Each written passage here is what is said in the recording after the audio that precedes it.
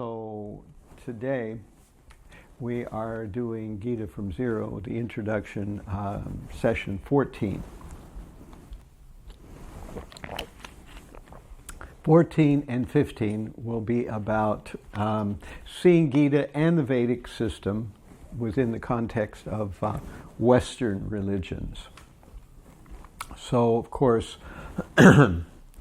unless you were born in India, probably you came across the Vedic system after having grown up or at least been in a culture of other religious views and other religious traditional cultures. So this is our plan for today for Gita from 014. We're going to have our usual Gita excerpt, and then we're going to talk a little bit about how religions exchange with one another, how they do various kinds of philosophical debate with one another, and how the religions of the world came to be here from a historical kind of overview. We've done a little bit of this already, but I'm recapping it here.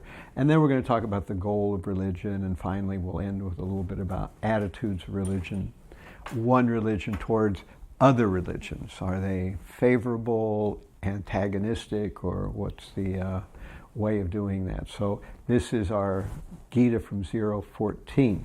And this is what's coming up. So next week will be the science, supernatural, and mythology. I wanted to point out that the 15th, which will be next week, is the last of the 2-hour sessions I'm going to do with two programs. After that, I'm going to reduce it down to a 1-hour session. We'll go from 7 to about 8 or 8:15 or whatever it happens to be.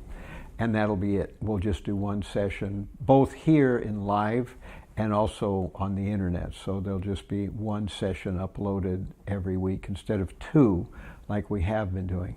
But with the 22nd, March 22nd, we are going to start actually on Bhagavad Gita. We're going to do our first, we'll do chapter 1 and we'll do 1 through 12. And these are some of the topics we'll discuss. The setting of Bhagavad Gita, Duryodhana's confidence, aggressors, free will. We're not going to do verse by verse, rather we'll read through 12 verses of Bhagavad Gita. We're going to do kind of an overview. In this case, on the 22nd, we're going to read through 12 verses. And then the next week, on the 29th, we're going to read through about 8 verses, 12 through 19, where the conch shells are there about violence and the flow of chapter 1 and a little bit about government. That's kind of the subject for that week. And on April 5th, we're going to do from 20 to 27, which is, about 8 verses. And we'll talk about Arjuna seeing the armies, his decision not to fight, duty, love, freedom, and happiness. So these are some of how the topics break out. And I'll keep this posted so that you'll know what kind of subjects we're going to deal with and how we're going to work it out. So when we actually start doing the Bhagavad Gita, we're going to do a clump of verses, and then we're going to talk about the main themes of that section of Bhagavad Gita. And that way we're not going to get completely lost in the weeds like what happens when you read one verse only in Bhagavad Gita, where you're drilled down to the smallest possible overview, so you lose track of where you are and how you got there. All right, so this is our verse for today, for session 14. This is from 9th chapter of Bhagavad Gita, 9th chapter, verse 2. Raja Vidya Raja Guhyam Pavitramidam Uttamam Pratyaksavagamam Dharmyam Shushukam Kartam Avyayam. And in this chapter, chapter 19, Krishna is saying, this knowledge is the king of education, the most secret of all secrets. It is the purest knowledge, and because it gives direct perception of the self by realization, it is the perfection of religion. It is everlasting and it is joyfully performed. So the thing I'm keying in here, it's the perfection of religion. Also we see it's the purest knowledge. It gives direct perception of the self by realization. It's everlasting, which means that you can continue to perform this type of devotion forever. And it's also joyfully performed, that we do it in a happy mood. So it's everlasting and joyfully performed. So we will, when we get to chapter 9, we'll delve a little further into this and we'll try to understand it in a deeper context. So any questions about this verse? Any particular questions that come to mind? Okay. Rajavidya, Rajaguyam, Pavitramina Muktamam, Pratyaksavagamam, Dharmyam, Shishukam, Kartamavyam. This knowledge is the king of education, most secret of all secrets. It's the purest knowledge because it gives direct perception of the self by realization. It is the perfection of religion. It is everlasting and it is joyfully performed. Is knowledge limited? Just a second. Can you be my microphone person? Just hold it, because if you let the person hold the microphone themselves, they'll start doing weird things with it. It always happens. So I need someone to hold it for the person. Just a question, sir. The knowledge, is it finite or infinite? Well, knowledge itself is, of course, infinite. But in the next, session 15, which is coming up right after this, we're going to discuss how Krishna explains that once I've told you this knowledge, there's nothing further to be known. It's not that we've exhausted all knowledge in the universe. That's not what we suggest. That's impossible. Only Krishna has that kind of knowledge. But we can know what's possible and necessary to know. That's what we can know. And particularly, out of many categories of knowledge, there's one category of knowledge that's the most important, which is, of course, spiritual knowledge. Right, because if we know that knowledge, we may not know all the details of quantum physics.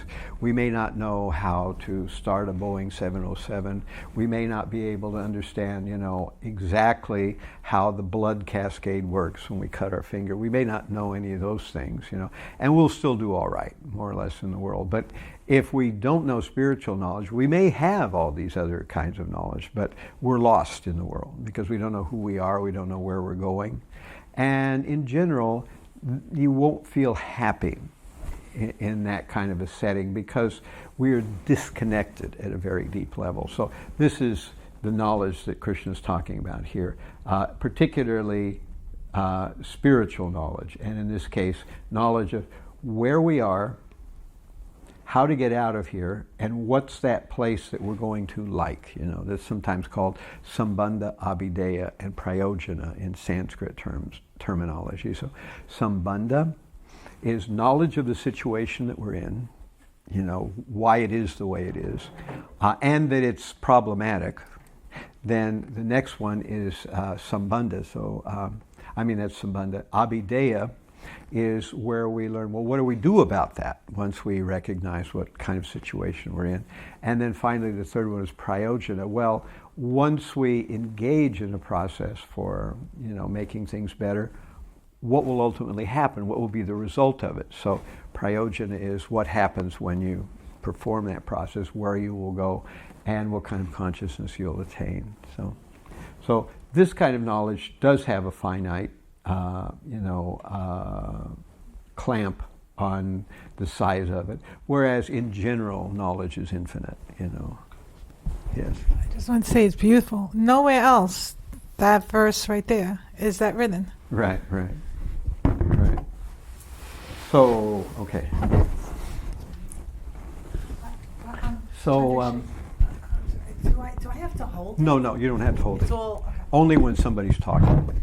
No, I mean, was I supposed to? No, press no, you don't this? have to turn it on or turn Oh, it okay. off. It's just that- It's on, it'll just stay Okay, on. okay, all right. So Thanks. that's the way it works.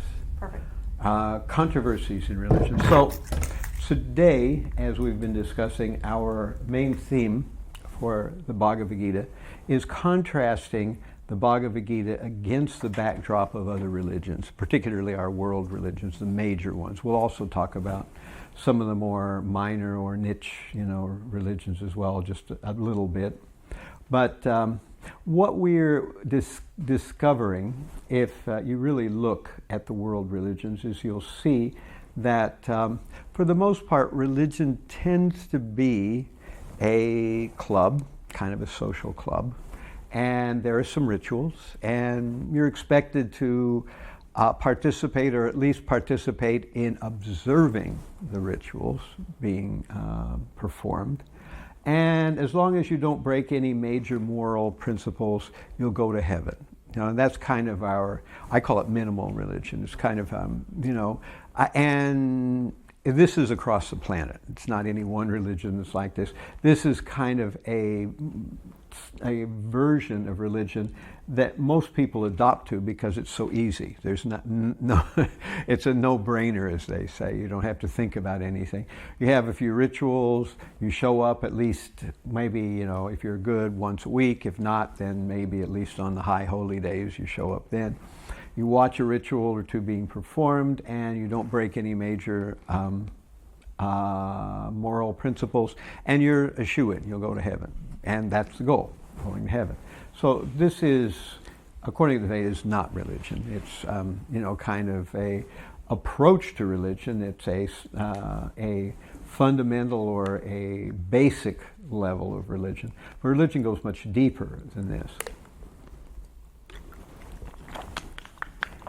So if we look at the history of religions, we see that religions have competed with one another, that they've had different philosophies. But if you look closely, you'll notice that religions have borrowed from one another as well. It's not as obvious, and certainly nobody wants to play that up very much, but it's also happening. And historically speaking, we look at our world history, and at one time it appears the planet was worshiping various kinds of demigods, wherever you were in the world, whether you were in India or you were in Scandinavia or you were in Egypt or you were in the Middle East or you were wherever, even in Africa, even in the Americas, people worshipped various demigods. And what's a little surprising about this is those demigods appeared to be the same people. And so this was a strange kind of a world culture. Of course, in the Vedas, we find that previous to the demigod worship, there was the worship of one being, and that was Krishna. So Krishna was the source of all the other demigods. He says, Aham adirhi devanam, that he is not in the same category as the other demigods. They're his servants, and they are managers of the universe.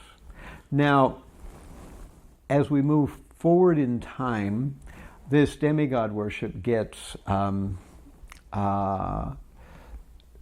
Buddhism, it gets thrown out as kind of a, in a direction of worshiping either an impersonalist or a void concept. In Judaism, we go to a monotheistic worship, and then later on with, Christianity and Islam, we stay with this kind of idea of a one God. Now,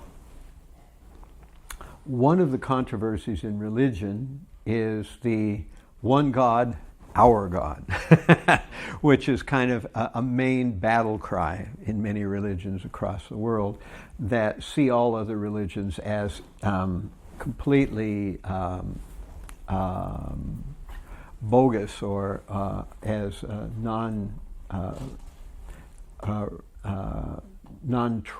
untrue. So this shows that there is a kind of one-upsmanship or a certain sense of competition going on. And the Vedas really don't describe things that way. Religions have their goodness. They're all basically about trying to connect with God.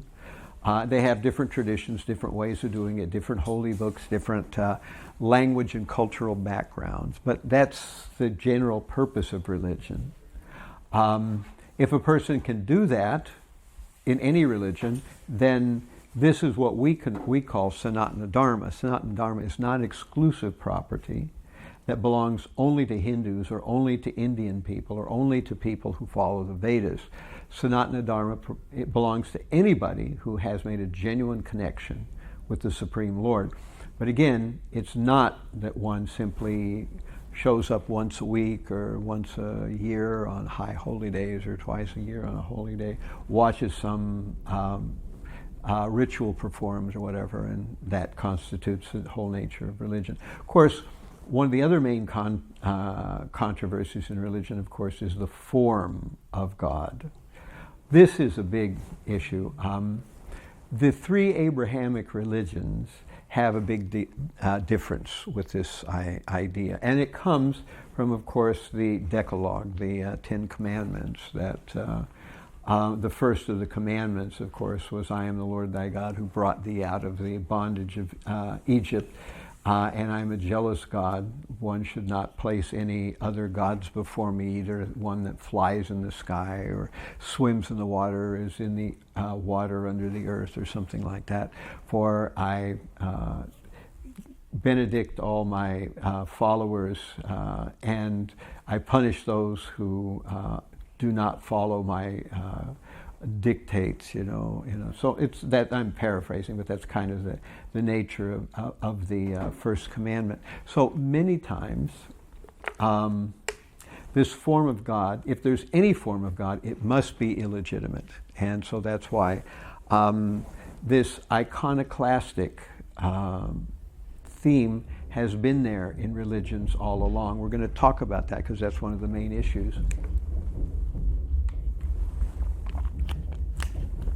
in discussing religions. If someone comes to our temple, they're right away going to see the deity of Radha and Krishna. And if they're maybe from a Judaic background, or they're from certainly an Islamic background, or even a Christian background, they're going to wonder, well, isn't this an idol, according to the first commandment?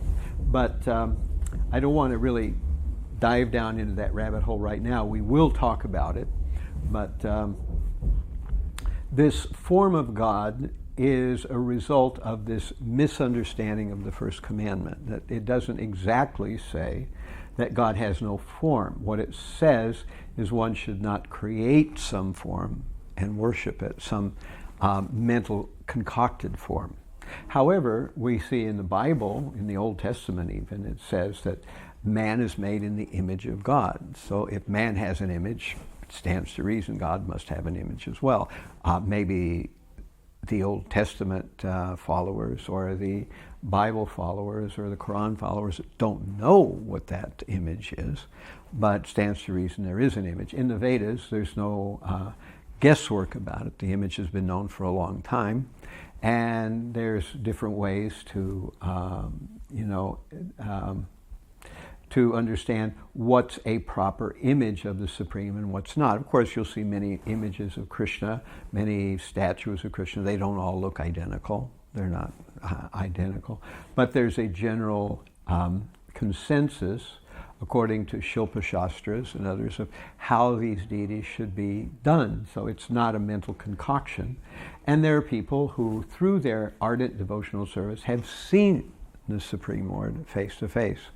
And so this is our, we're going to be talking a little bit more about this. But these are some of the controversies in religion. And as we move through Bhagavad Gita, when we're discussing the Bhagavad Gita verses, these issues are going to rise up, because we have come from probably one of these religious backgrounds, be it Christian, Islamic, Judaism, or possibly Hinduism or Jainism or Sikhism or one of these other kind of religions. All right, questions about that? So Can you hold the microphone for him? So the question that I had was, why did So originally you had said that there was the worship of only God, Mhm. right? And then it went to the demigods. What was the point? Because I know in the Gita, Krishna had lifted Govardhan Puja, Govardhan, and the idea was, okay, not to worship Indra. So he was a demigod. Right. So even at that time, I guess they were doing it. But what happened when we went from, or history, that it went from one god to demigod? Worshiping many gods. Demigod, yeah. That's an excellent question. What's that? Oh, yes. I've got my stage manager here. Okay, so shoot. So that's a really good question. The reason that this always happens is because the human condition is that we have material desires. And a person who worships the Supreme Lord is recognizing that we want to finally give up material desires and we want to serve only God. But a person who's not ready for that yet, they still want to chase material desires, they begin to see that this Krishna person is a little dangerous. He might take away my material desires. I don't want to give them up. But if I worship demigods, I can keep my material desires. And so there's a tendency among those who want to hold on to their material desires to be a little bit fearful of approaching the Supreme Lord. So they would rather approach the demigods. And eventually, because the way Kaliyuga is, it's a period of time where people are not at the high point of their spiritual, abilities or thinking. So most people would rather kind of keep their distance. And that's why over time, as Kaliyuga came in, most people preferred to worship demigods. Now, there are prescriptions for worshiping demigods in the Vedas. There are prescriptions for what benedictions you can get, what things you should avoid, et cetera, et cetera. So this has been there in the Vedas. And oftentimes people will opt for that. And eventually it becomes a main theme, and very, very few people are actually understanding the real purpose of religion. And so that's why we slid down into the category of demigod worship. Of course, a couple of weeks ago, it got even worse than that, that worshiping various demigods, eventually people get into animal sacrifices. And the reason they get into animal sacrifices is because they're also mentioned in the Vedas, but people use the animal sacrifice as a pretext for eating meat. So that was the whole purpose of their wanting to delve into animal sacrifices, and a result then that makes the whole world really a bloody mess. So that's when Buddha comes and throws out the Vedas, and so this is a historical perspective of how religions gradually morph, at least in some parts of the world, and certain religious trends become prominent while others get submerged, so we're going to talk about this in a minute. One thing I want to cover before we go further is Auguste Comte, who probably most of you have not heard of. He's father of sociology, French, philosopher. And he had a philosophy which he called positivism. And his idea was that cultures start out with what he calls a theological perspective. In other words, primitive cultures believe there's a god or maybe many gods or something like that. Then they move to what he called the metaphysical stage, where people think that there's either one God, or they come to the stage of believing that there's not exactly a God, there's some energy. So they depersonalize God. And then the final stage is, as he thought of it, the scientific stage, where we're not talking about God or any of this other business. We realize that there's just matter. So this is what he called positivism. And so he saw it as this kind of progression. The Vedas are completely against that kind of a view, that we see that we start off with a conception of a single God. We do say that the Vedic conception, the Vaishnava conception of God, is a polymorphic, monotheism. We have one God, but that one God appears in a multitude of forms. So he comes as Krishna, as Rama, as so many other forms, and they're all the same. It's just that they're different forms. However, there are demigods. They are not forms of God. They're demigods. They're like you and me, small living entities, but they have special powers. So let me move on here to. This is the kind of timeline that I wanted to put across here. So, Vedic religion, there is no history when it started. It wasn't like there was some prophet or something like that. Krishna spoke it, and he spoke it at the time the universe was being created. And Brahma, the first being, this is right at the very inception of the universe, and we're talking about millions of years ago, So this religion comes down from there. And some people see the Vedic religion as polytheistic because, as we were just talking about, people want to get material desires. So they would rather approach demigods, which make getting material desires easier. And they don't have to worry about this Krishna who might take away their material desires, which they don't want to do.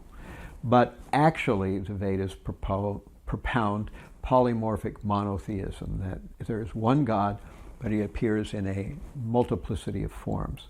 Then we see that in our regular history of the world, in our regular everyday history that you might read in some historical account or go to a history class for, we hear about demigods. And obviously people worship these demigods. In Egypt they worship demigods, and in Rome and Greece they worship demigods. They worship demigods in the Polynesian Islands, wherever you want to go.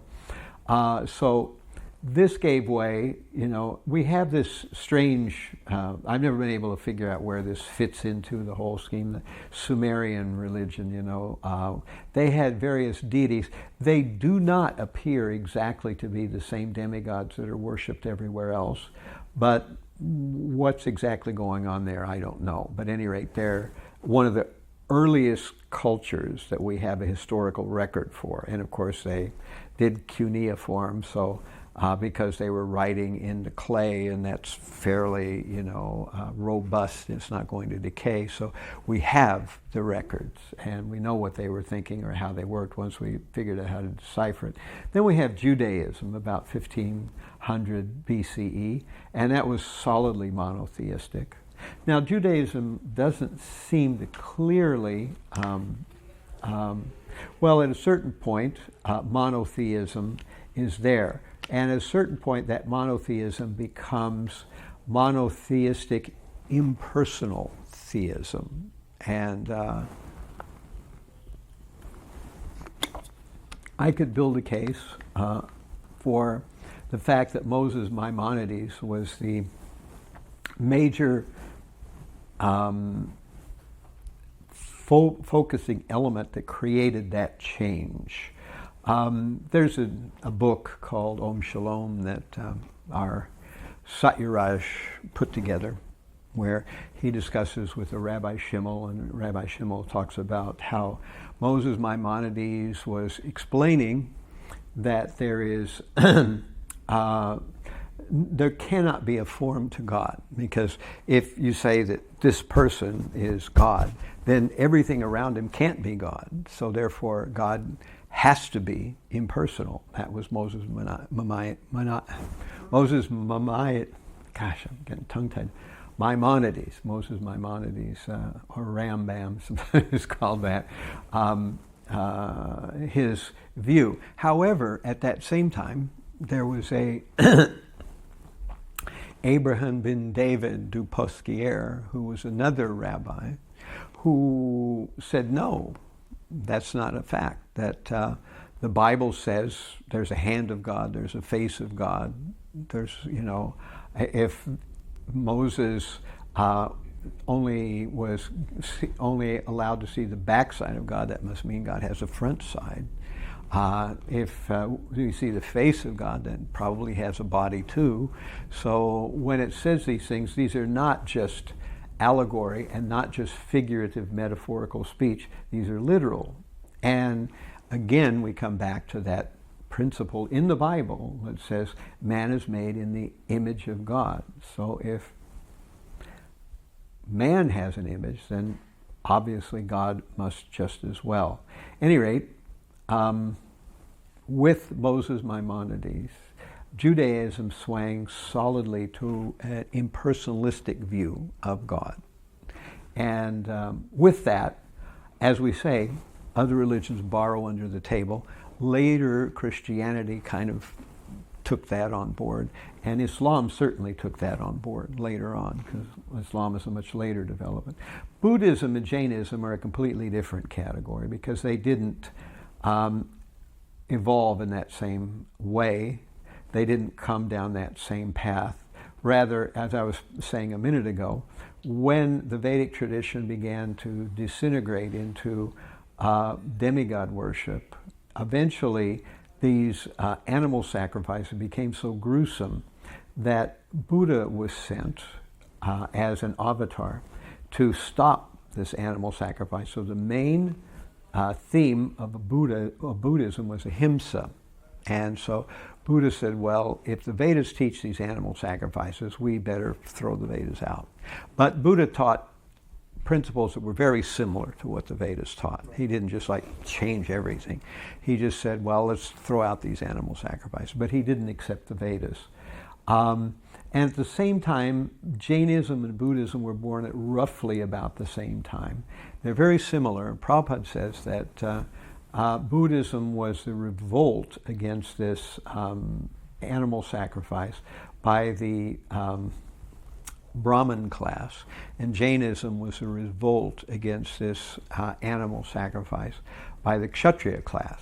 So both these religions, Jainism and Buddhism is sometimes, described as void, sometimes as impersonal.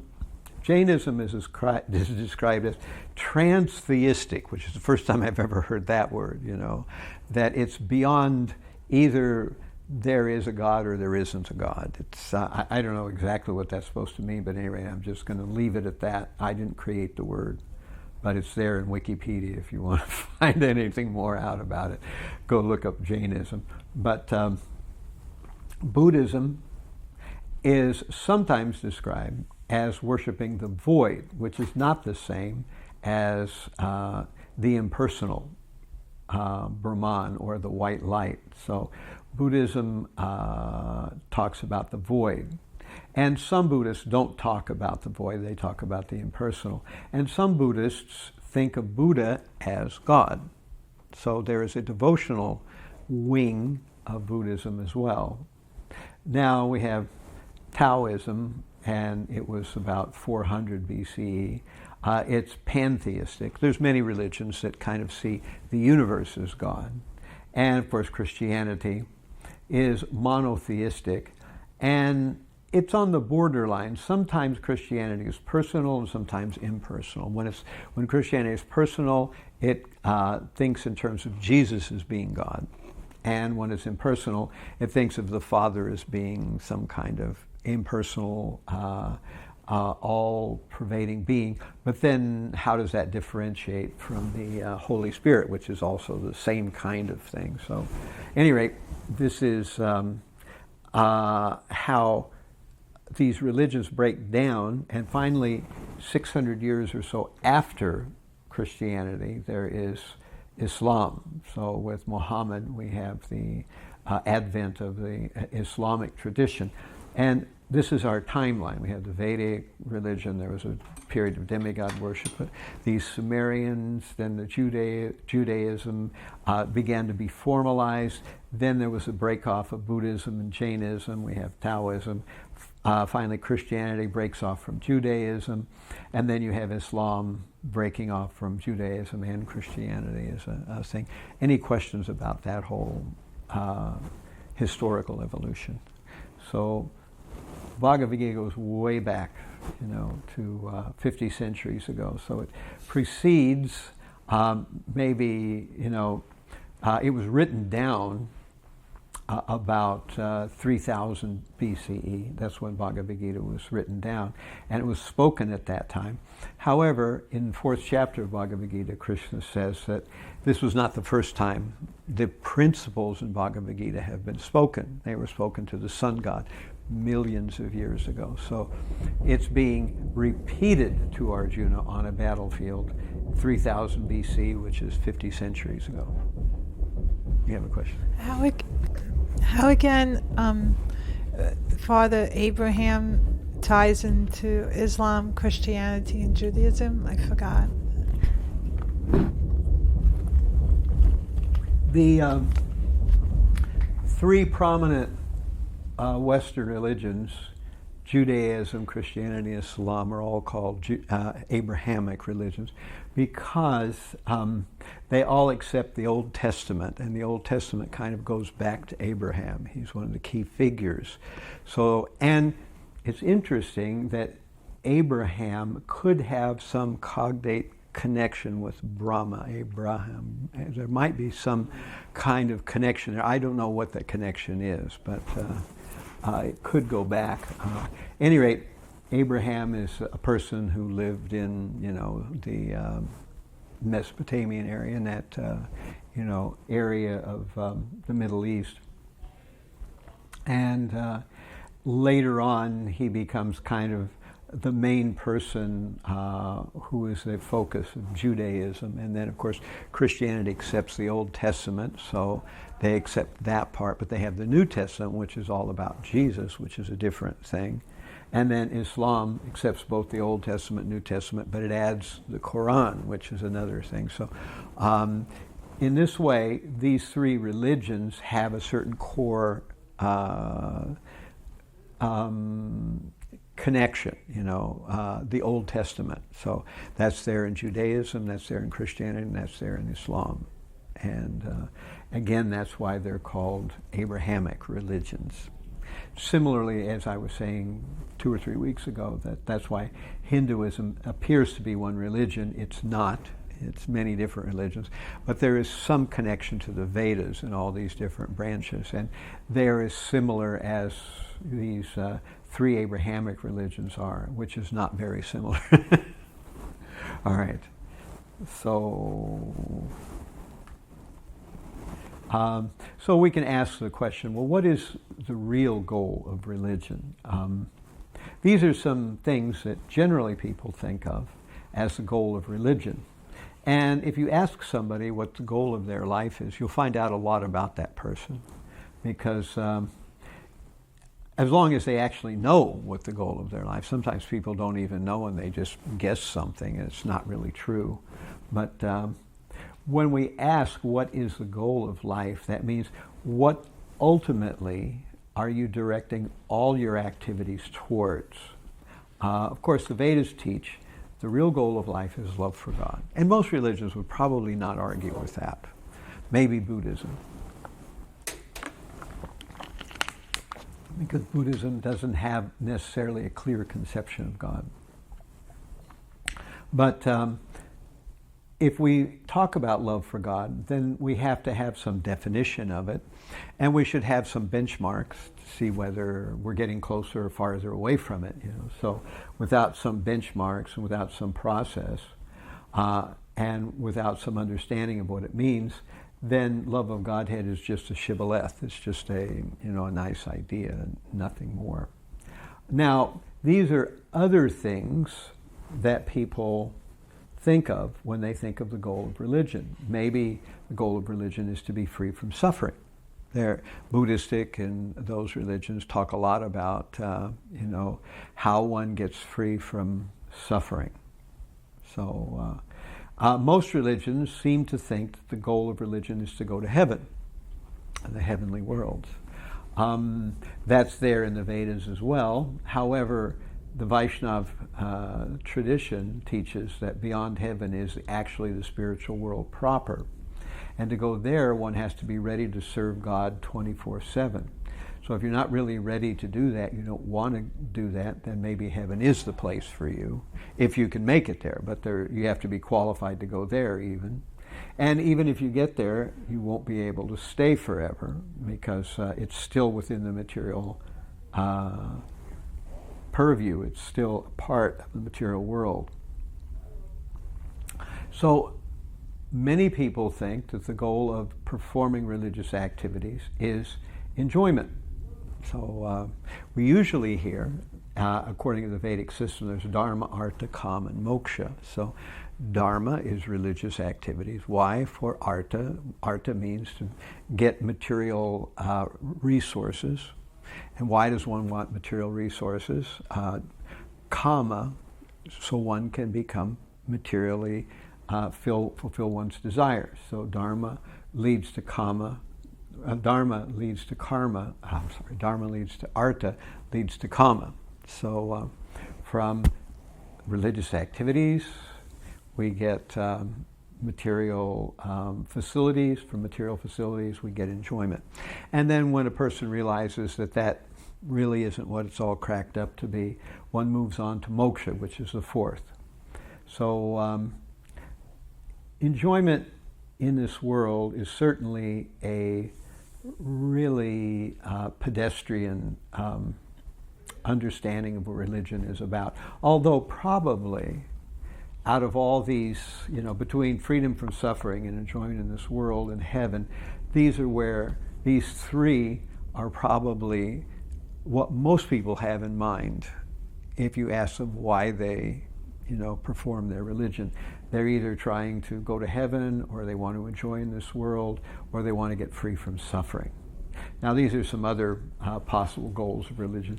Depersonalization. This is more in the Buddhistic and Jainistic and, the Mayavad conception, where one wants to merge into the existence of God. Not many people really think of that as a goal of religion, but it is, among certain class of religionists, a goal.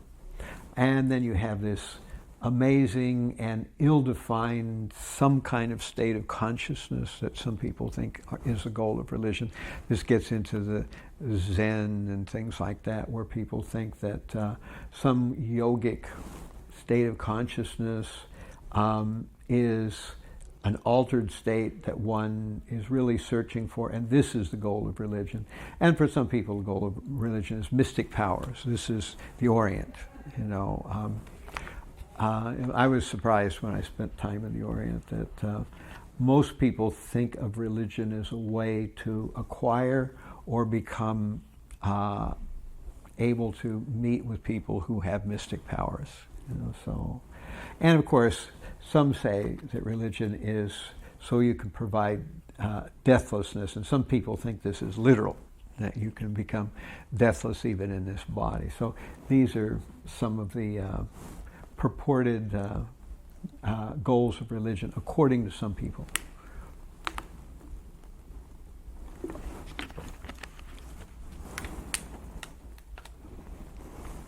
All right, so eventually, of course, we have a world full of religions. Do we do a shootout at the OK Corral and the last religion standing must be the true religion? Hopefully that's not the way it's going to play out.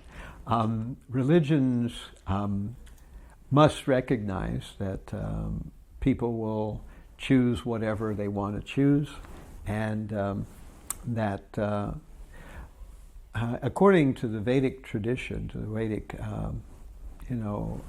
system of knowledge, we understand that as a person's understanding of the real goal of life becomes clearer, then their religion may change, or at least their approach to religion may change.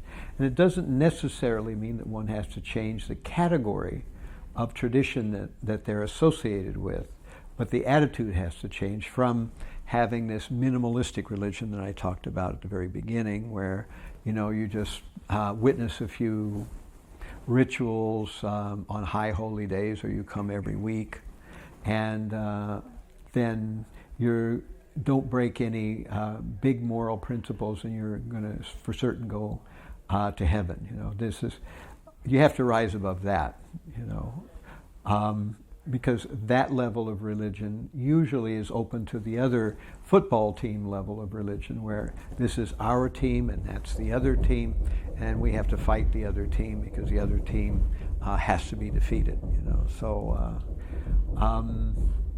when we get into talking about the Gita, we're going to see how the religions overlay on one another, and how hopefully we can create a world, or at least a way of looking at religion, where we can accept what other religions do have to offer, and recognize that when a person is finally mature, they will naturally rise to a higher level of religion, which doesn't necessarily mean that they'll change the religion that they are a part of or the tradition for, but it does mean that their attitude will change in a fundamental way. All right, that's the last slide. Any questions about any of that? Okay, so... By the way, again, I don't see the Vaishnavas here. Yeah. She said she doesn't see Vaishnavas on this PowerPoint slide. Yeah, it didn't. We haven't made it to world class yet. We're still in the minor leagues. It's the pole. It's the vertical. That one could be. Right.